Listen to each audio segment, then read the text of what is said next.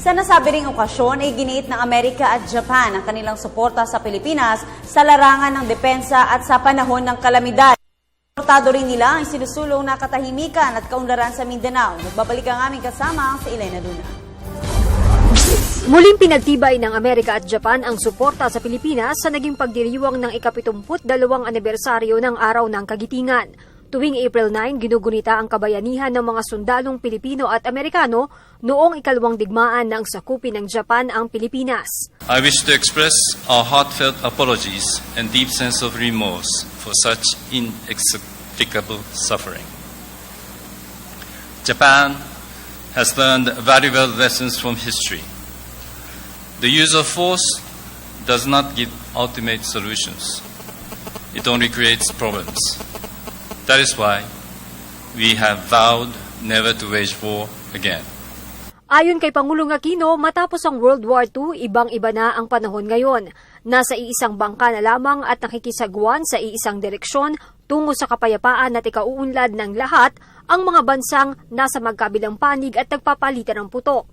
Patunay nito ang suportang patuloy na ibinibigay ng Japan para sa Comprehensive Agreement on the Bangsamoro. Japan played a constructive role in the progress of the Mindanao peace process. We are proud of and are committed to continue our contribution in peace building in Mindanao.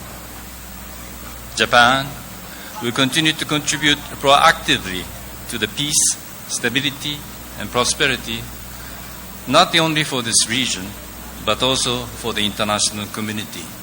Sinabi naman ni U.S. Ambassador Philip Goldberg na dahil sa nangyari sa Bataan, higit na naging matibay ang pagkakaibigan ng Pilipinas at Amerika.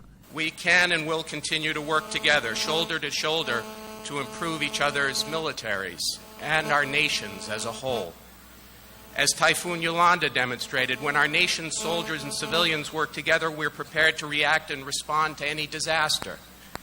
As treaty allies, when the Philippines faces threats or natural disasters, so do we. Today, we express our gratitude for our departed compatriots.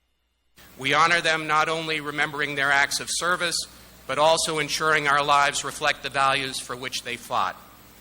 We are thankful that in the end, peace reached our lands, the Philippines, Japan, and the United States. Each step we make today toward further peace and prosperity, democracy and the rule of law is a way to honor their footsteps on this soil so long ago.